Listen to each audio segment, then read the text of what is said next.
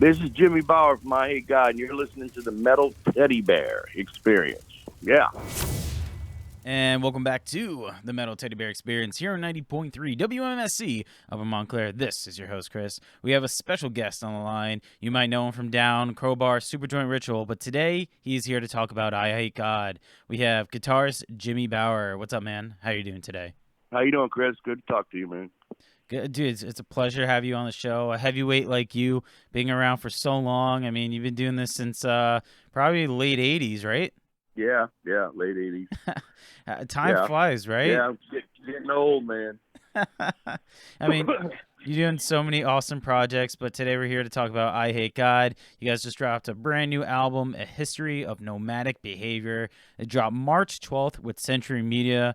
How excited are you for this release? I know you put out so many albums and you do so many things, but with this release in particular, how special was it for you?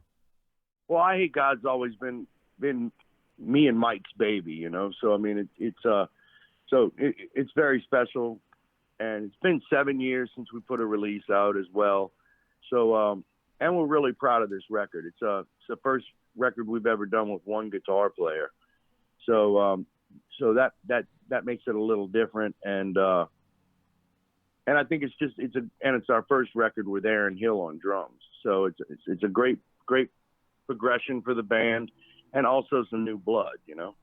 Did you guys try like writing it differently? I know you said that you and Mike are kind of like, you know, the masterminds of this, but did you get Aaron to jump in, and like, was there a different process trying to write this record?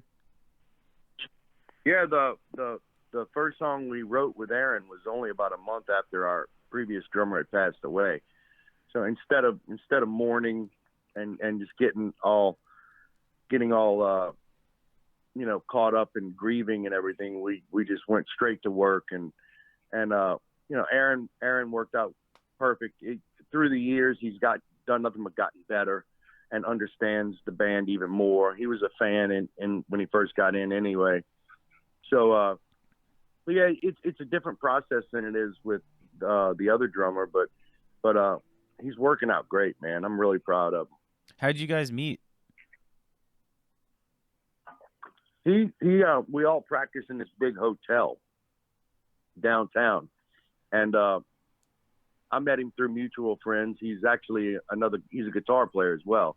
That's how I knew him as, and but I knew he played drums, and we wanted somebody from New Orleans, and you know, and so I think I'd known Aaron like 2 years before Joey passed away. So okay, makes sense.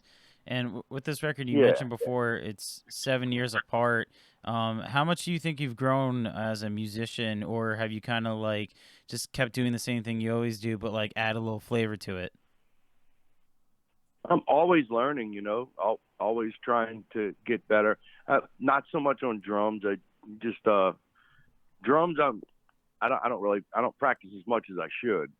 But as far as guitar goes, you know, always sitting around at night on the acoustic, trying to learn different, I don't know, just different techniques, different picking techniques and stuff like that. But also trying to keep it simple. You know, I mean, Eyehategod wouldn't be Eyehategod with, you know, some Yngwie Malmsteen guitar player. It just wouldn't work, you know.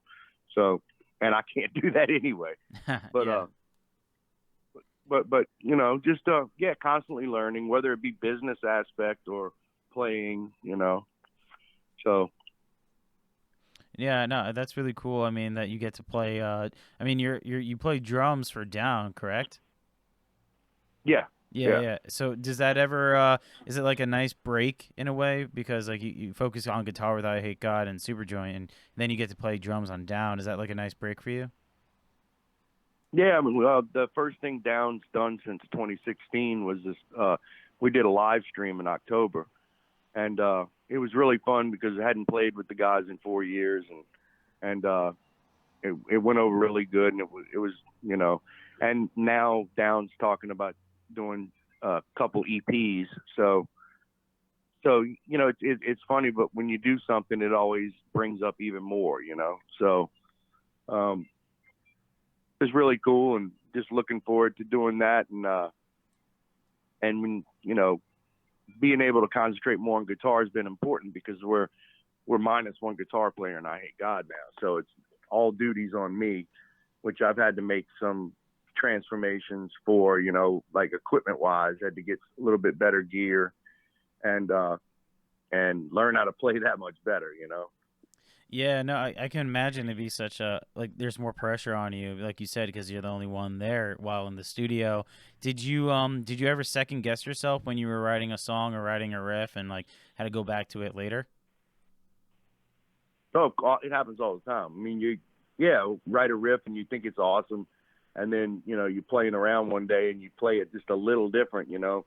As long as it's before the studio, you know, it's all good, you know. Be like, dude, let's do it this way, you know, be a lot better, you know. And, you know,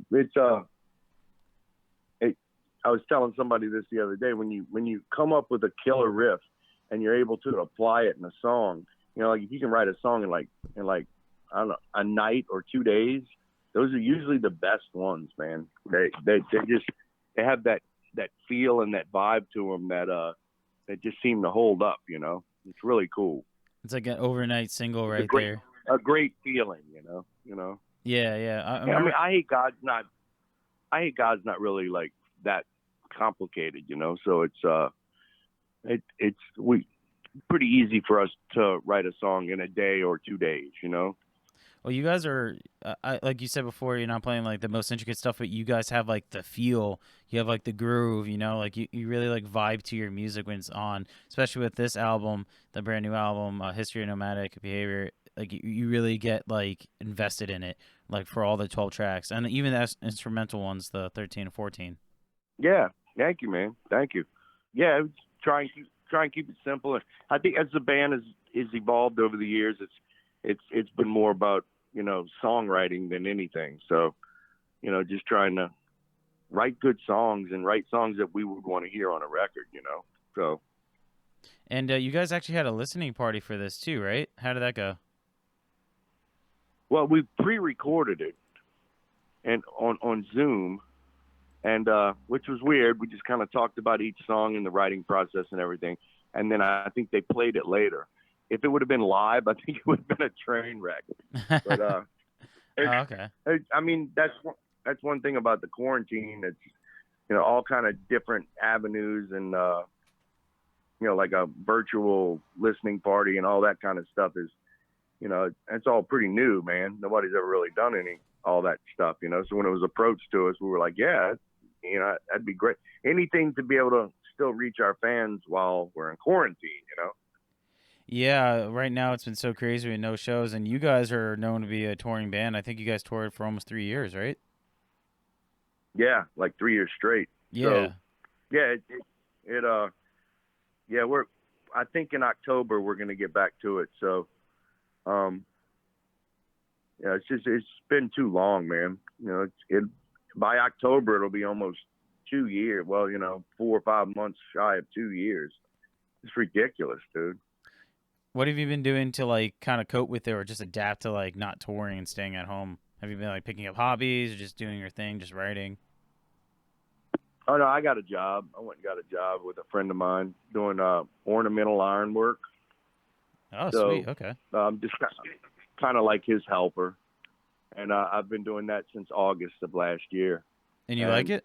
You know, it's okay. It's really hard work, but it's getting a little bit easier. But you know, I have 2 kids and family to support, so you know, I have to. I can't just sit around home. I wish I could, but I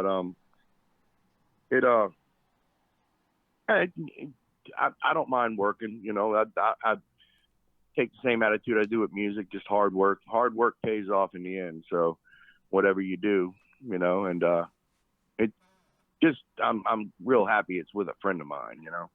Yeah, no, of course. And there's a lot of bands right now who had to take the time off and get like, you know, either a part-time job or a full-time job like that. And they said that like sometimes they kind of they like this life a lot because they get to see their family more often. So they thought maybe when touring does happen and shows do come back, maybe they won't tour like 250 days out of the year. Maybe they'll reduce it by half or something like that. Yeah, I could see that. We don't want to tour like we did in the past either. I mean, it's just I mean, I have a 8-year-old and a 3-year-old, so I understand we need to tour a lot, but we don't need to tour like we were. We just had our booking agent at the time was just going nuts, man. And, oh, you got this tour, you want to take it? We're like, sure. So we go home for a week and go back out. We did that for 3 years, man. It really ran us down, but it made us a better band. It definitely made us a tighter band. I was going to say, too, when you're playing live that often, you get used to everything, you get used to, like, how you guys mesh together, your personalities, and also, like, you get your chops up by playing every day. Yeah, it's great, man.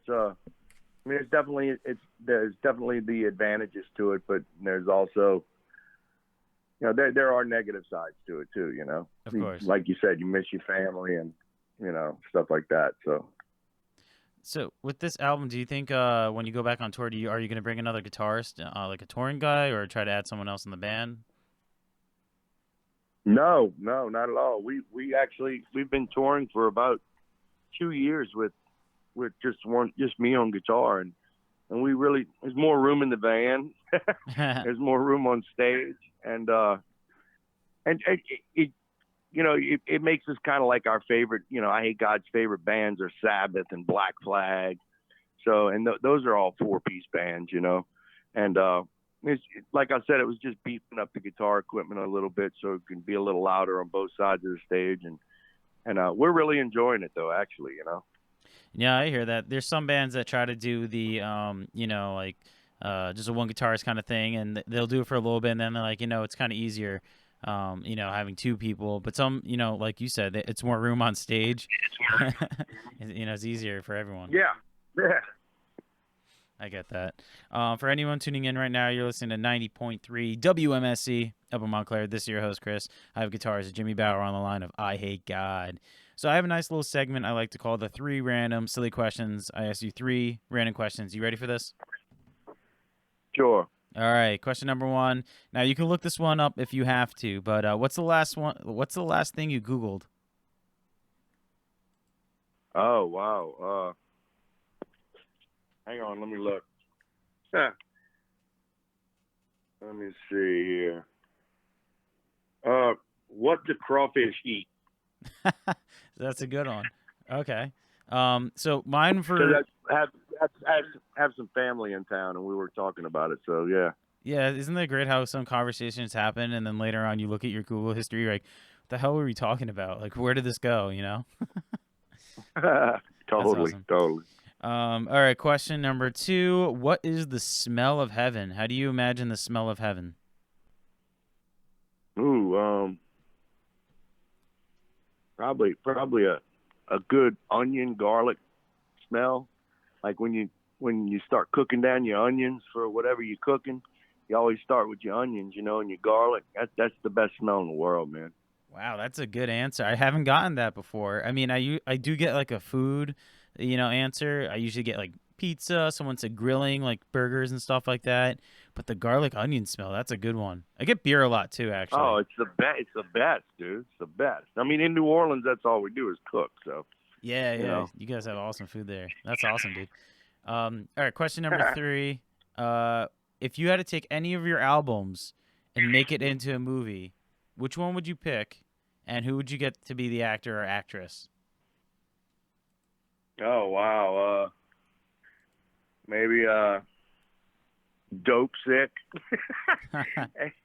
I got Dope Sick and get I don't know, Mickey Rourke to play it or something. Somebody cheesy, Yeah, nice. So would you make because he was a real good load and barfly, So that's why I said him.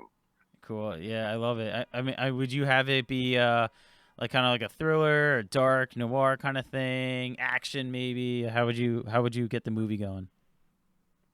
A pathetic drama. I mean, Dope Sick. So it would be like, pathetic failure of one's life, Very, very dark. It'd be a sad story. It'd be a really sad story. Oh man! All right. Hopefully this happens one day. Yeah. Never know.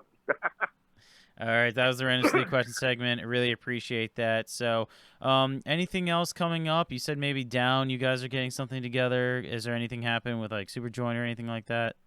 Not with Superjoint or anything right now. With Down, we're talking about doing a cover EP, like of all cover songs of like songs that influenced us throughout the years and stuff. So it's just in the talking stages right now. So we don't. That's about all I can say about that, you know. But we have been talking about it. So. Oh, cool. That's what songs would you pick, or which ones would you think to like recommend to the group? I'm not saying nothing. Oh, gonna keep it a secret. Saying nothing. Okay. Yeah. Oh yeah. Well, we want it to be, you know, I think we should do songs that aren't so obvious, but a couple of them that we picked are pretty obvious, but well, my guess it should be fun because no, what's that? I was gonna say my guess would be Black Sabbath. That'd be we're not doing a Sabbath song, believe it or not. We're not. Okay. No. So it's not that obvious then. No.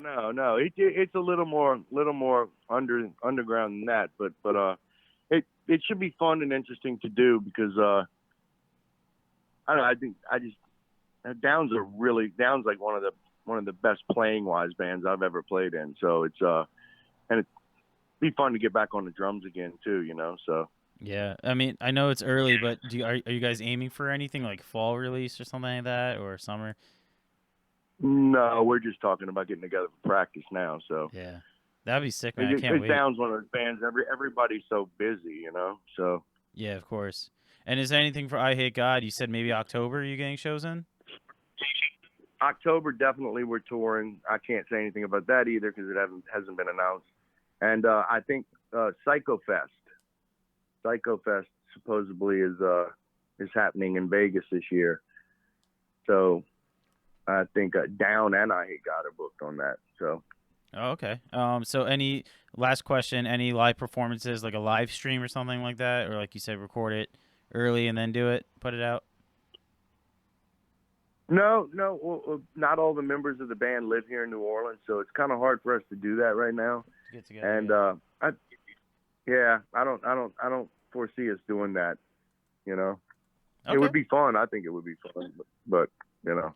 Yeah, easier said than done. I totally get it. With everyone being around, it is harder for everyone to fly. And kind of now you don't really want to fly that much anyway, so I totally understand. Yeah, totally. Well, dude, this was great. Thank you, Jimmy, for joining the show, and congratulations on A History of Nomadic Behavior. Awesome record. Definitely something that we've all been waiting for so long, man. Thank you. Okay, thank you, bro. Appreciate it, man. Take it easy.